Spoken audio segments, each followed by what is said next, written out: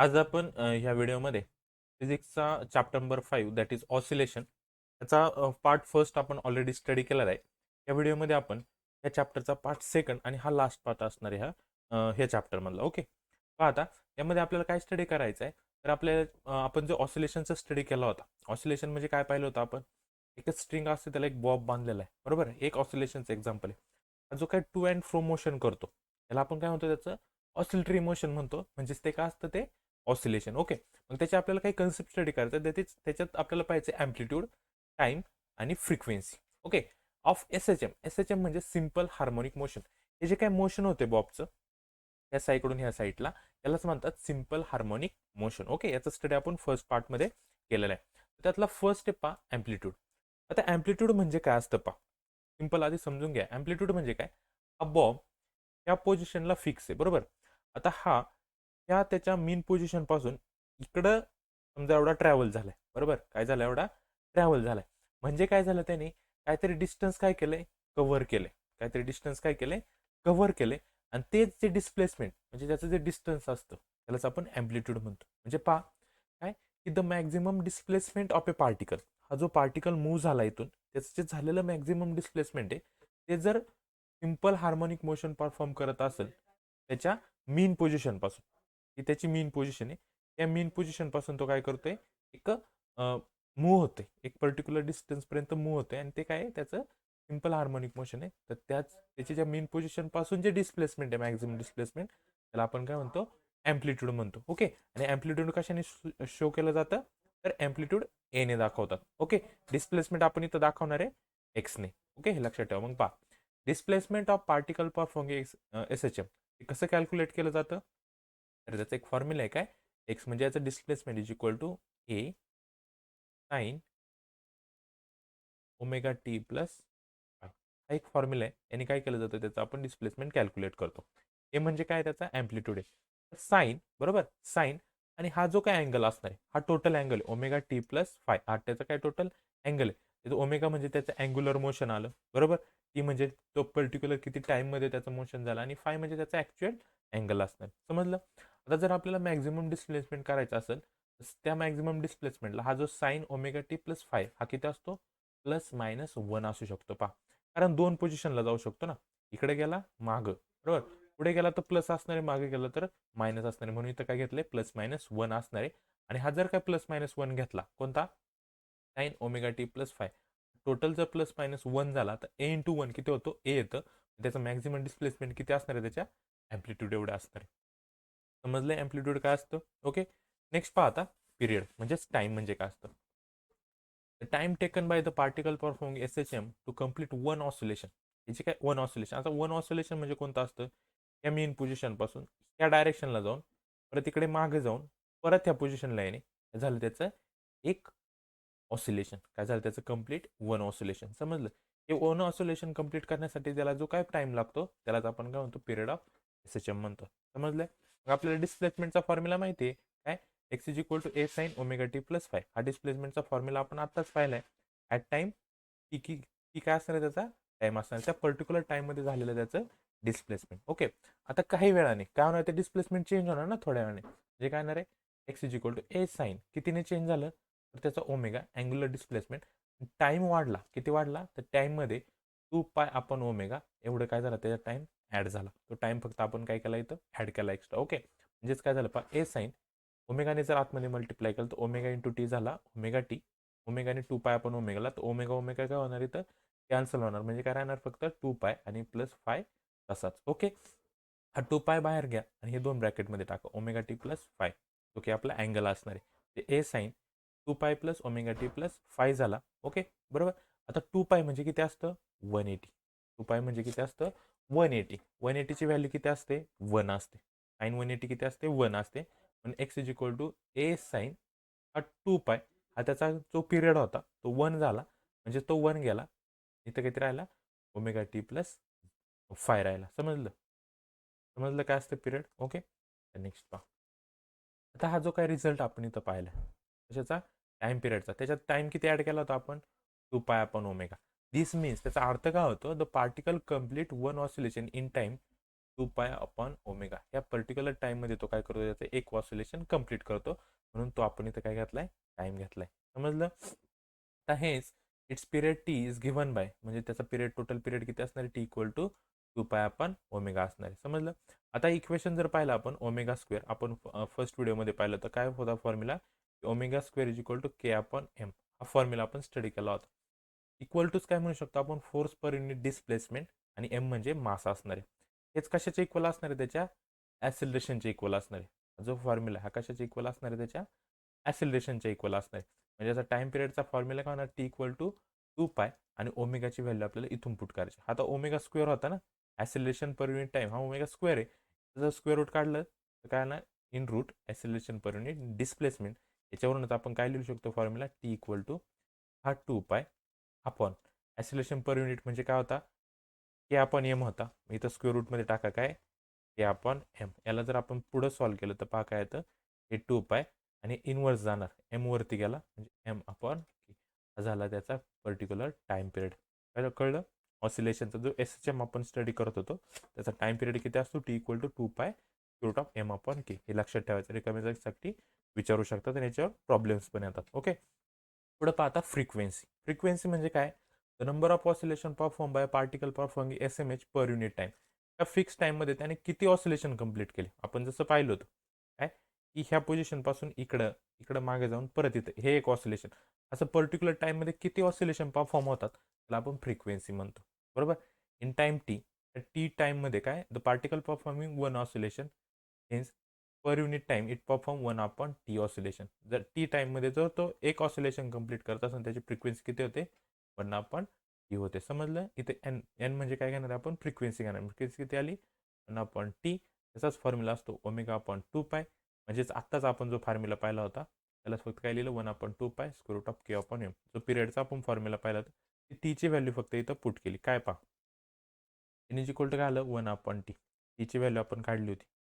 काय काढली होती, टीची व्हॅल्यू 1 अपॉन, इथं पहा, 2 pi into square root of M upon K. काय, 2 pi into square root of M upon K. ही व्हॅल्यू आपण काय केली, स्टडी केली होती. यालाच फक्त कसं लिहिलं आहे, 1 अपॉन 2 पाय, आणि याला इन्व्हर्स करून लिहिला वरती गेल्यावर के अपॉन एम. समजलं. कशाची व्हॅल्यू आली, फ्रिक्वेन्सीची व्हॅल्यू आली. इथं व्हॅल्यू पाहिली होती आपण टाइम पिरियडची, आणि हा फॉर्म्युला पाहिला होता आपण डिस्प्लेसमेंटचा. हे तिन्ही डिस्प्लेसमेंटचा फॉर्म्युला. ओके. हे तिन्ही आपल्याला काय करायचे, ॲम्प्लिट्यूडसाठी आणि डिस्प्लेसमेंटसाठी लक्षात ठेवायचे. समजले 3 कन्सेप्ट. ओके. पुढचा पॉईंट आहे phase in S H M. आता फेज म्हणजे काय असतं पहा. आता फेज म्हणजे जनरली काय असतं म्हणतो आपण, त्याला स्टेट्स म्हणतो ऑसिलेशनच्या. आता ऑसिलेशनच्या कोणत्या स्टेट्स असेल, इथे दिले पहा आपला. Phase in S H M is basically the states of oscillation.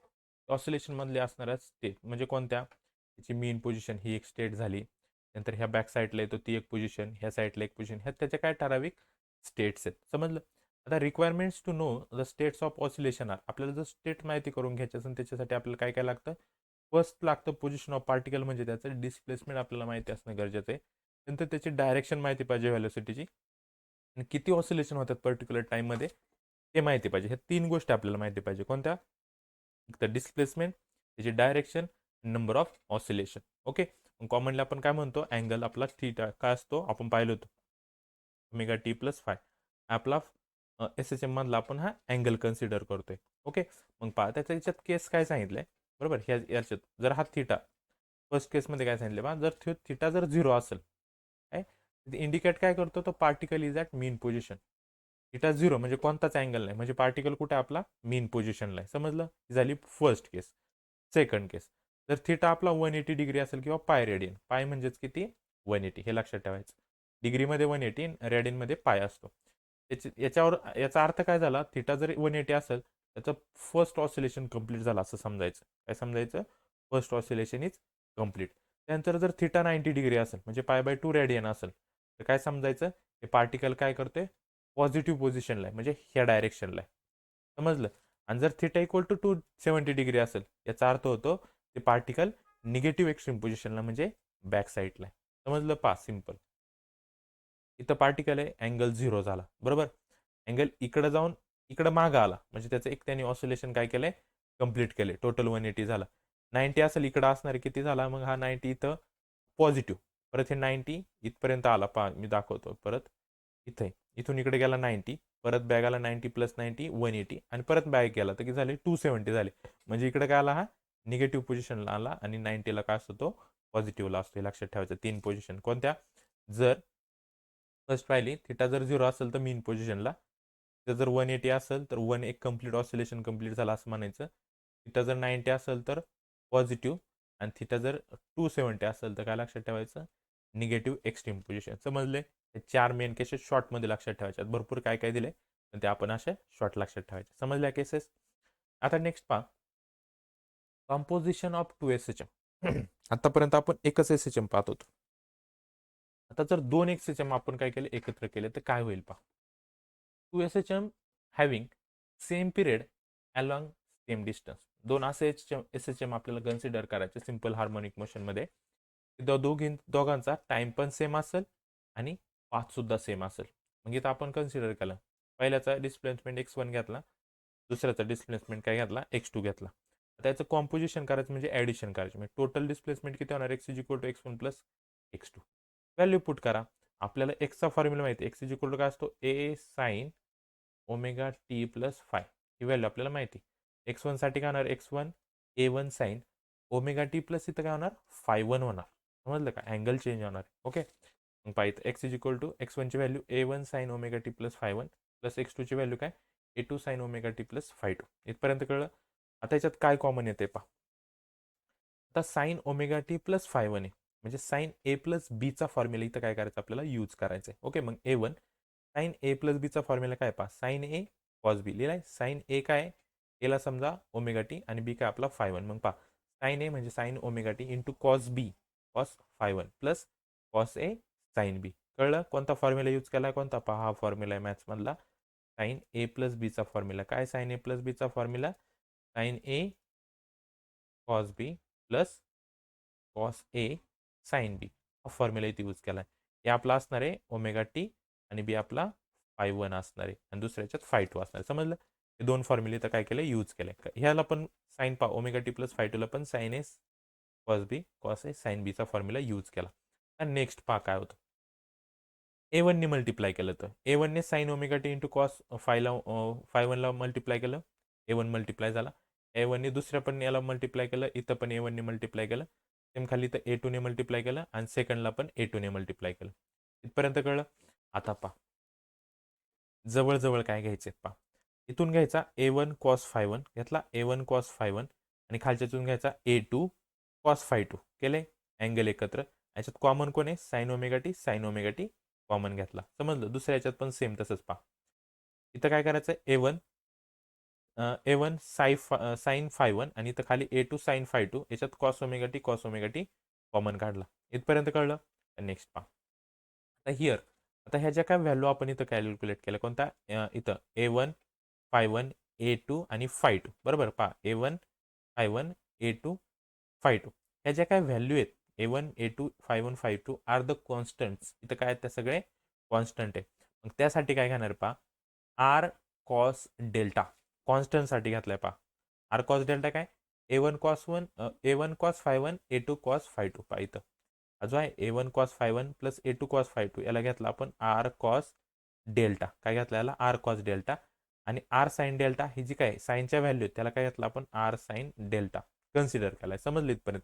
म्हणजेच काय आलं पहा आपलं, X is equal to value put करा, आर कॉस डेल्टा.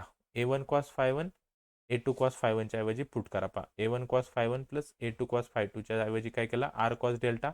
इथं काय राहिला, इंटू साइन ओमेगा टी. इकडे काय राहिला, r sine delta into cos omega t. केल्या पुट इथं r cos delta sine omega T plus r sine delta cos omega t. Okay. Next पाहता इथं r sine omega t cos delta, याच्यातून r r common काढला आणि करायला इकडं cos omega t sine delta. Okay. आता पहा, अँगल इथं सेम झाले. फॉर्म्युला परत रिव्हर्स करा पहा, sine A cos B plus cos A sine B. त्याचा कशाचा फॉर्म्युला आहे, साइन ए प्लस बीचा फॉर्म्युला. रिव्हर्स फॉर्म्युला लिहिला. समजलं. काय भेटलं आपल्याला, 2 SHMचं कॉम्पोजिशन काय, x is equal to r sine omega T plus delta. या दोन्हींचं काय भेटलं आपल्याला कॉम्पोजिशन. पहा काय केले, सिंपल. दोन काय होते डिस्प्लेसमेंट घेतले, त्यांचे फॉर्म्युले पुट केले, मल्टिप्लाय करून फक्त फॉर्म्युला यूज केला. आणि इथं काय केलं आपण A1 cos phi 1 A2 cos phi 2 साठी काय घेतला होता आपण R cos डेल्टा इंटू हा sign omega T as it is. Same इकडं काय R sign delta into cos omega T as it is. आणि दोन्हीमधून R बाहेर काढलाय पहा इथं. तर काय केलं R कॉमन घेतला, मग परत sine omega T into cos म्हणजे sine A cos B cos A sine B. कशाचा फॉर्म्युला आहे साइन ए प्लस बीचा फॉर्म्युला. सिम्पल.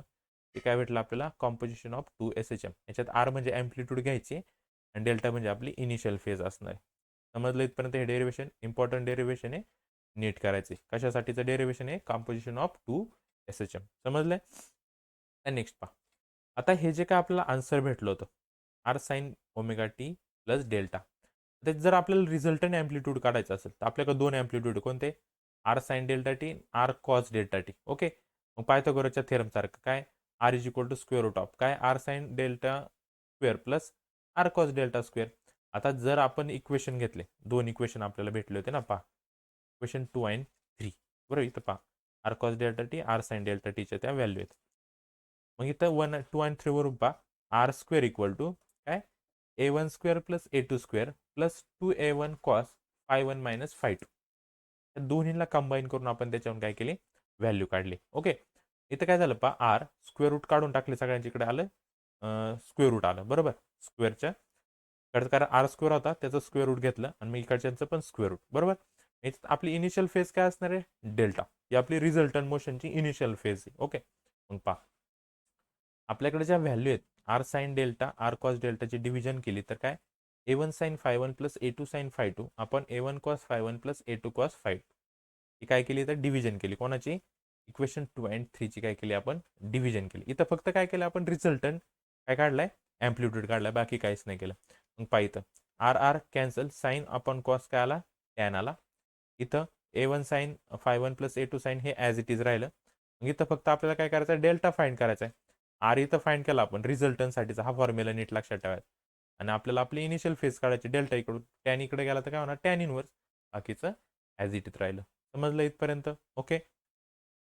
आता याच्या पण केसेस आहेत पहा 3 केसेस. तर दर 2 SSM पहा आपण 2 SSM कन्सिडर केले. 2 SSMचा जर आपण त्यांचा अँगल काय घेतला 0 डिग्री घेतला बरोबर. म्हणजेच काय कॉस फाय 1 मायनस फाय 2 किती आला 1, कारण कॉस 0ची व्हॅल्यू किती असते 1 असते बरोबर. मग याच्यात पुट करा आर आपला रिझल्टंटमध्ये जर पाहिला तर हा पहा ही टोटल व्हॅल्यू किती होणार इथं 1 होणार आहे बरोबर.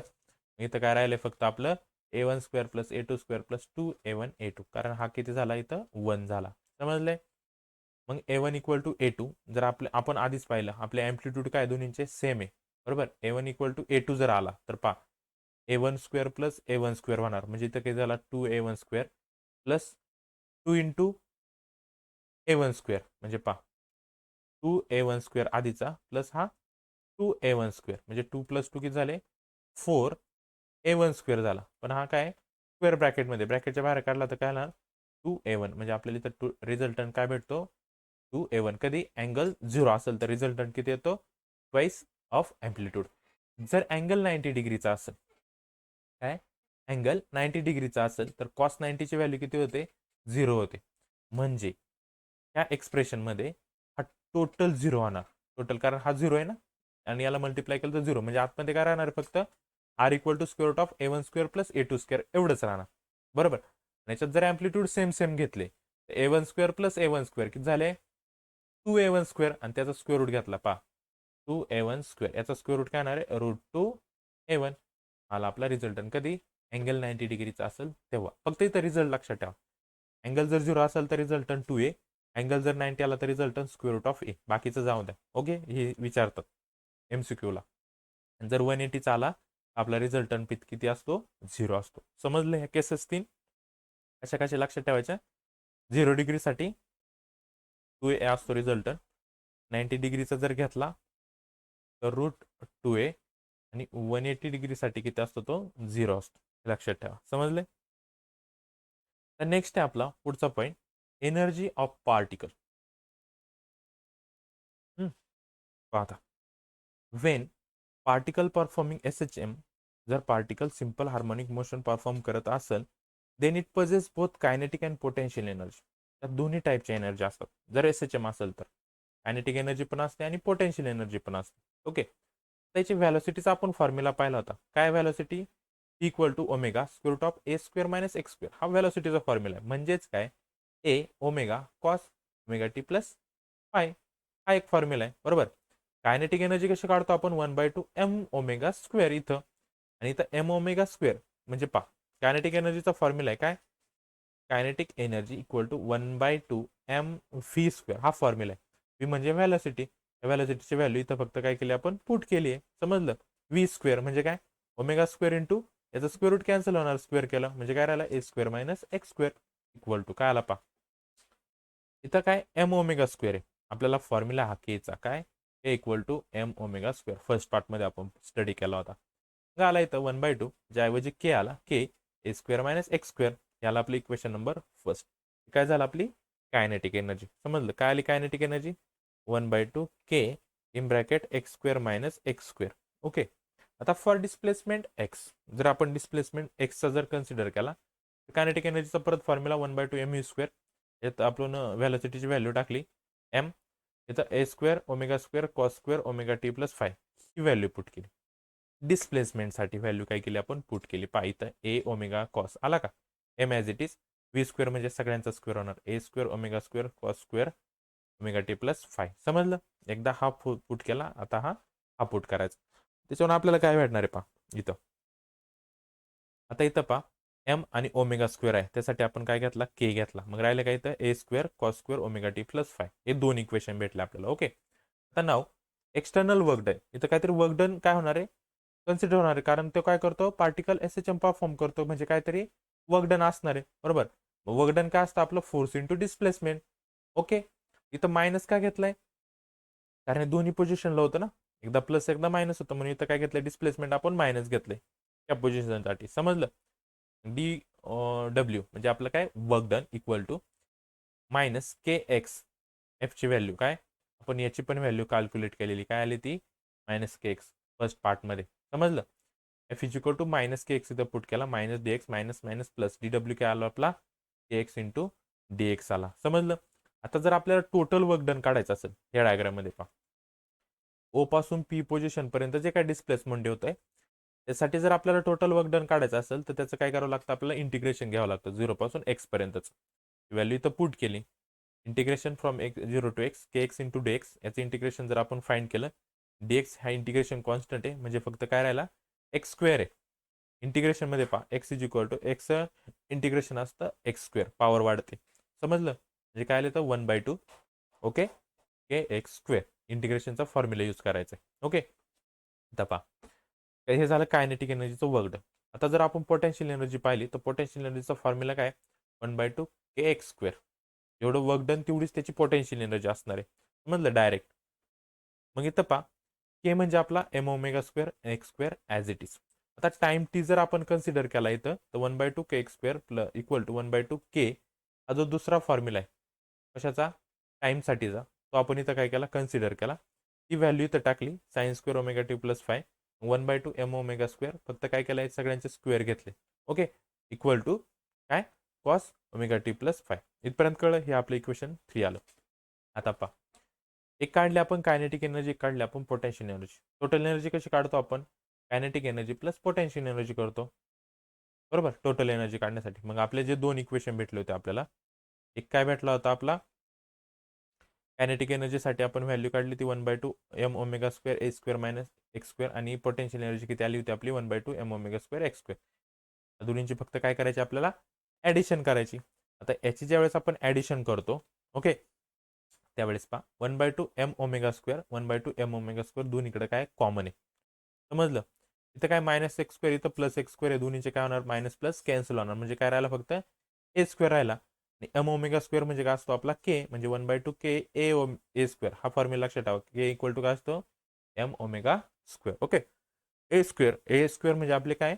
Maximum velocity. K A square म्हणजे काय? Maximum velocity. समजलं? ही काय आली आपली? टोटल एनर्जी आली. लक्षात ठेवायचं टोटल एनर्जीचा फॉर्म्युला काय?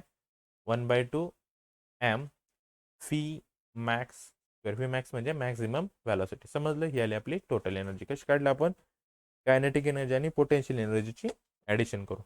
आता जर आपण इथं फ्रिक्वेन्सी कन्सिडर केली, फ्रिक्वेन्सीसाठी जर आपल्याला total kinetic energy total energy काढायची असेल, फ्रिक्वेन्सीचा फॉर्म्युला आहे ओमेगा इज इक्वल टू 2 पाय एन. ओके, 1/2 पाय एन. आपल्याला आपण आत्ता एक फॉर्म्युला फाइंड केला पाय इथं, M omega square A square. हाय का? हा आपला एनर्जीचा फॉर्म्युला आहे 1/2 m omega square A square. Okay, आता हा ओमेगाच्या ऐवजी 2 पाय एन पुट करा. इथं ओमेगा आहे, 2 पाय एन त्याचा स्क्वेअर केला, 2चा स्क्वेअर 4, पायचा स्क्वेअर पाय स्क्वेअर, एनचा square N square A square as it is. इथं पहा काय होतं, ए 2 1 जा 2, 2 2 जा 4, म्हणजे काय राहिलं इथं फक्त 2 राहिला, पाय स्क्वेअर एम ए स्क्वेअर बरोबर. आणि एन म्हणजे काय असतो आपला 1/t. फ्रिक्वेन्सी पाहिली होती 1/t असतो, त्याचा स्क्वेअर म्हणजे 1/tचा स्क्वेअर. त्याच्यावर आपल्याला टोटल एनर्जी किती भेटली? 2 pi square m A square आणि अपॉन टी स्क्वेअर. ही आली आपली टोटल एनर्जी. समजलंय इथपर्यंत? ओके, आता पुढचा पहा, सिंपल पेंडुलमचा एक छोटासा कन्सेप्ट आहे आपल्याला इथं या चॅप्टरमध्ये. सिंपल पेंडुलम आहे. ओके, आणि सेकंड पेंडुलम, हे दोनच आपले कन्सेप्ट इथं स्टडी करायचे राहिलेत पहा. तर सिंपल पेंडुलम म्हणजे काय असतो? An ideal simple pendulum is a heavy particle suspended by a massless, inextensible, flexible string from a rigid support. त्याला माहिती, सिंपल पेंडुलम म्हणजे एक रिजिड सपोर्ट असतो, त्याला आपण एक स्ट्रिंग बांधलेली असते आणि त्याला एक मासलेस आपण बॉब बांधलेला असतो. ते स्ट्रिंग मासलेस असते आणि अनस्ट्रेचेबल असते. समजलं? त्याला काय केलंय, रिजिड सपोर्टला आपण एक सिंपल पेंडुलमला हेवी पार्टिकल अटॅच केला, त्याला आपण काय म्हणतो? सिंपल पेंडुलम म्हणतो. Okay, a particle simple pendulum is a small heavy dense sphere, त्याला आपण बॉब म्हणतो, suspended by light and inextensible string from a rigid support. काय केलेली? एका रिजिड सपोर्टला एका स्ट्रिंगला तो आपण बॉब काय केलाय? अटॅच केलाय. त्यालाच आपण काय म्हणतो? सिंपल पेंडुलम म्हणतो. त्याच्या पोझिशन आहे टू अँड फ्रो, जो आपण हलवल्यावर मूव्ह होतो सिंपल हार्मोनिक मोशनमध्ये. ओके, ॲक्च्युली सिंपल आपला पेंडुलम म्हणजे काय? एका रिजिड सपोर्टला त्या स्ट्रिंगला एक बॉब बांधणे, हेवी पार्टिकल, त्याला आपण सिंपल पेंडुलम म्हणतो. समजलं?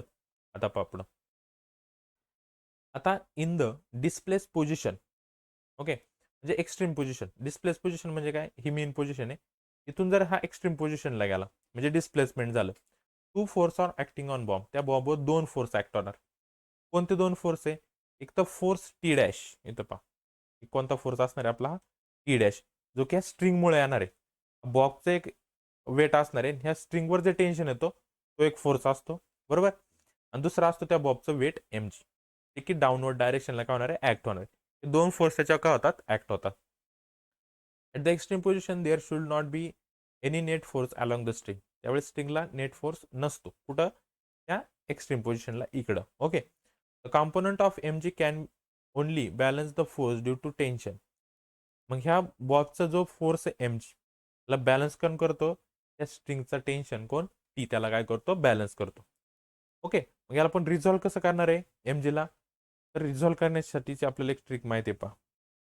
डाऊनवर्ड डायरेक्शनला कॉस घेतात आणि एक्स ॲक्सिस असेल तर साईन घेतात बरोबर.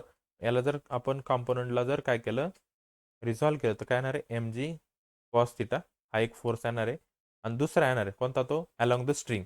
कुठं असणार आहे? अलॉंग द स्ट्रिंग असणार आहे एम जी कॉस थिटा बरोबर. आणि तो कॉम्पोनंट दुसरा एक फोर्स असणार आहे कोणता? M G sine theta, perpendicular to string. या स्ट्रिंगला परपेंडिक्युलर, ह्या बाजूला एक फोर्स आणि ह्या बाजूला दोन. इकडे कोणता? एम जी साईन थिटा आणि इकडे एम जी कॉस थिटा. हे दोन रिझॉल्विंग फोर्स इथं काय होणार आहे? ऍक्ट होणार आहे. समजलं? पुढं पहा. आता लेंथ ऑफ पेंडुलम. त्या पेंडुलमच्या लेंथसाठी पहा काय, distance of the point of suspension and centre of gravity of Bob. Length of pendulum म्हणजे काय? हा जो डिस्टन्स आहे कुठून?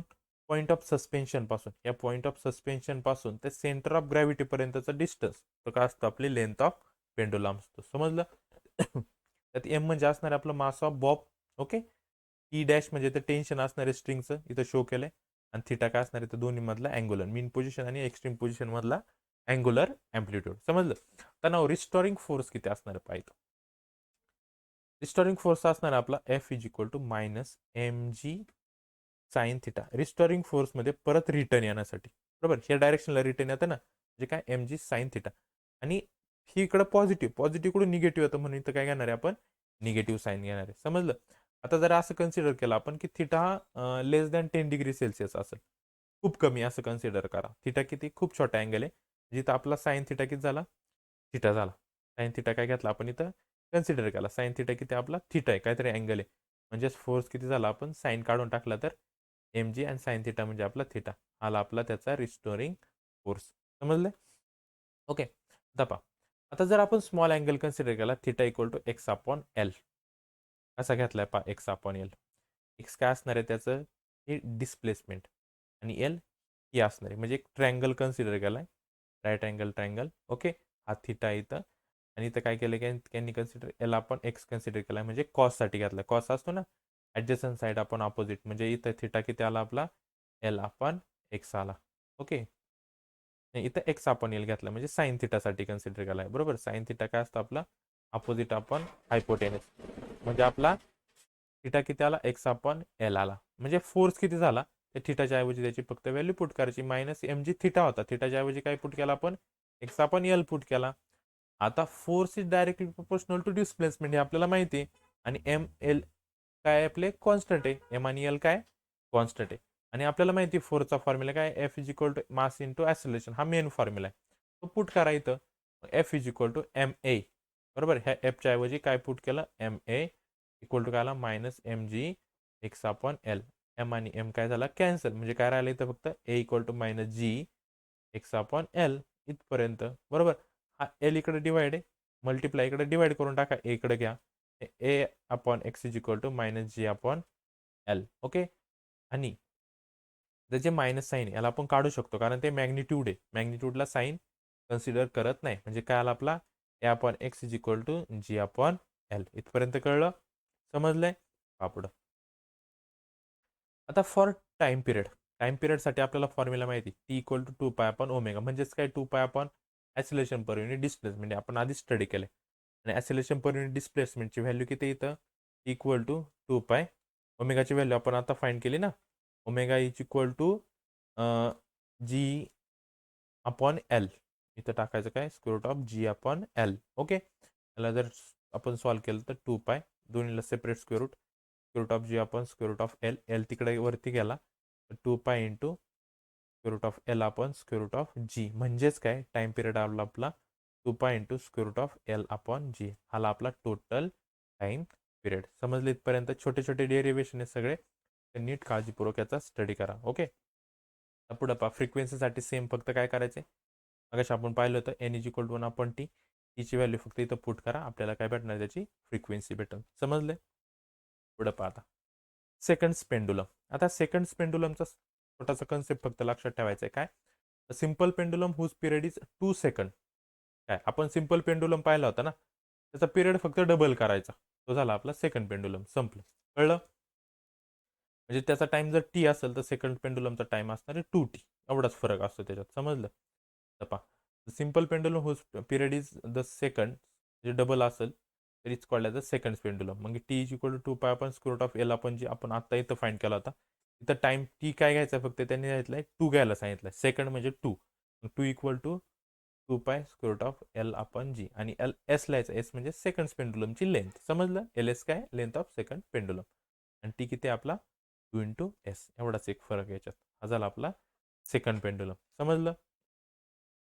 आता हा कोनिकल पेंडुलम आणि आपल्याला सिम्पल पेंडुलम मधला डिफरन्स दिलाय काय नाही त्याचं सिम्पल डेफिनेशन वगैरे दिलेलं आहे त्या फक्त वाचून घ्यायचं आणि हा फॉर्म्युला लक्षात ठेवायचा 4 पॉईंट करायचे डिफरन्स मधले. समजलं. पुढं पहा आता angular S H M and its differential equation एक लास्ट पॉईंट आहे तो पाहूयात आपण angular displacement angular S H M आतापर्यंत जे एस एच एम पाहिलं होतं आपण सिम्पल एस एच एम होतं बरोबर असं आता अँग्युलर पाहिजे म्हणजे सर्क्युलर असणार याच्यात. समजलं. पहा फिगर 5.11 ह्याच फिगरमध्ये आपल्याला दिले shows metallic disc attach central to a thin wire इथे थिन वायरनी काय केले मेटॅलिक डिस्क काय केले त्याला अटॅच केले. समजलं. Having from a rigid support the disc is slightly twist and about and the axis along the wire release काय केलं आपण ट्विस्ट केली थोडीशी आणि रिलीज केली म्हणजे अशी गोल फिरवली अपोजिट डायरेक्शनला सोडून दिली तर काय होते अशी फिरायला सुरुवात करते डिस्क. समजलं. It perform rotational motion partly in clockwise and anti clockwise sense एकदा क्लॉकवाईज फिरते हळूहळू इकडचं पूर्ण झाल्याच्या नंतर ती परत काय फिरते अँटी क्लॉकवाईज फिरते. समजलं. जोपर्यंत त्याच्यात टेन्शन असतं तोपर्यंत such oscillation are called as angular oscillation. हे जे का क्लॉकवाईज किंवा अँटी क्लॉकवाईज रोटेशनल होतं त्याला काय म्हणतात, अँग्युलर ऑसिलेशन किंवा टोरेशनल ऑसिलेशन म्हणतात. हा वर्ड लक्षात ठेवायचा, रिकाम्या जागेला विचारतात. अँग्युलर ऑसिलेशनलाच काय म्हणतात, टोरिजनल ऑसिलेशन्स म्हणतात. समजलंय? पहा, त्याच्यात सिंपल आपल्याला इथं फक्त एक छोटी माहिती दिली त्याची. पहा, just for the angular system of body restoring torque म्हणजे फोर्स ॲक्टिंग अपॉन इट. त्याच्यावर कोणता रिस्टोरिंग फोर्स ॲक्ट होत असतो फॉर अँग्युलर डिस्प्लेसमेंट थिटा. इथं टॉर्क दिलाय तो, हा जो आहे डायरेक्टली प्रोपोर्शनल का असतो, तो थिटाशी असतो. समजले? त्याच्यात एवढंच लक्षात ठेवा. आणि याच्यात एक त्याची फक्त मोमेंट ऑफ इनर्शिया दिलेली आहे आपल्याला. काय की I equal to D square theta आपण D T square plus C theta. C म्हणजे कॉन्स्टंट इक्वल टू 0. त्याच्यात इक्वेशन लक्षात ठेवा. आणि त्याच्यासाठी कशाचं आहे, अँग्युलर ॲसिलेशनचं एक इक्वेशन आहे. काय, alpha equal to D square theta आपण D T square equal to काय मायनस सी थिटा आपण आय. एवढं फक्त लक्षात ठेवा. मेन काय याच्यात त्याचा कन्सेप्ट लक्षात ठेवा की अँग्युलर एसिस्टम म्हणजे काय असतं. ओके, याचं काही डेरिवेशन वगैरे आपल्याला नाही आहे, त्याच्यामुळे ते लक्षात ठेवलं नाही तरी चालेल. ओके, पहा पुढं. Magnetic vibration in uniform magnetic field काय असतं पहा. तर पहा, बार मॅग्नेटिक बरोबर. तर bar magnet is freely suspended in uniform magnetic field असं कन्सिडर कर. काय, एक बार मॅग्नेट आहे तो सस्पेंड केलाय फ्रीली आपण युनिफॉर्म मॅग्नेटिक फील्डमध्ये. ओके, इथे दिले आपल्याला. त्याच्यातला जो म्यू असणार आहे, म्यू म्हणजे आपली मॅग्नेटिक डायपोल मोमेंट असते. समजलं, म्हणजे जे व्हायब्रेशन असतं त्याला म्यूने शो करतो. आणि बी आपली मॅग्नेटिक फील्ड असणार आहे त्याच्या आजूबाजूची, ह्याला ज्या लाईन दिसतात उभ्या आपली मॅग्नेटिक फील्ड आहे. मग आपल्याला याच्यात मॅग्नेटिक टॉर्क किती असतो पहा, तोचा फॉर्म्युला आहे काय, म्यू बी साइन थिटा. हा टॉर्क आहे.